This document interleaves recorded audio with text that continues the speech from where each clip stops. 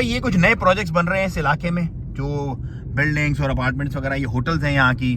उसके बाद इस तरह से ये शॉप्स वगैरह होती हैं। अच्छा, इसकी मुल्क की अच्छी बात पता है क्या है मुझे, जो अच्छी लगती है, हर गली हर मोहल्ले में आपको दुकानें मिलती हैं। ये भी कुछ नए प्रोजेक्ट बन रहे हैं जहाँ पे अभी कंस्ट्रक्शन होनी है।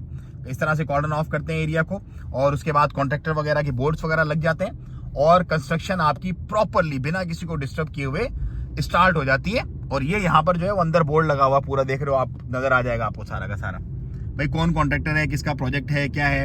ये जो कैफे हैं यहाँ पर इस तरह के, ये इन पे ना आपको बड़ा ट्रेडिशनल टिपिकल किस्म का अच्छा सा ओमानी नाश्ता और बाकी चीजें आपको मिल जाती हैं। और ये प्योर देखें रेजिडेंशियल एरिया, सारे बड़े बड़े विलाज हैं, मतलब 600 यार्ड्स के हैं, इसके पीछे जो है 1000 यार्ड्स के भी हैं, और खुला बड़ा निज़ाम है, मतलब पूरी खुली बड़ी रोड है। ये सर्विस रोड है, अंदर वाली गलियों की सर्विस रोड है जिसपे मैं इस वक्त चल रहा हूँ। उसके सामने बड़ी बड़ी पार्किंग है, खुली कुशादा, ये आपको मिल जाती हैं। और ये है जी खेलने के ग्राउंड, ये जो रेंटल बेसिस पे जो है ना ये ग्राउंड यहाँ पे मिलते हैं, कि अगर आपने खेलना हो फुटबॉल वगैरह अपने लोगों के साथ, टीम के साथ आके एंजॉय करना हो, तो वो आप यहाँ पे एंजॉय कर सकते हैं। अच्छा, एक और मैं आपको बात बता दूं मजे की बात यह है कि यहाँ पर लोकल ट्रांसपोर्टेशन तो है, लाइक यहाँ पर बसेस हैं, यहाँ पर जो है ना वो टैक्सीज वगैरह हैं, यहाँ पर दूसरे जो निज़ाम है वो भी आपको वे ऑफ ट्रांसपोर्टेशन जो है वो आपको मिल जाती है, मीन ऑफ ट्रांसपोर्टेशन। लेकिन यहाँ पर ज्यादातर लोग जो है वो अपनी गाड़ियां यूज करते हैं, क्योंकि पेट्रोल यहाँ पे बहुत सस्ता है, मतलब हद से ज्यादा सस्ता है पेट्रोल।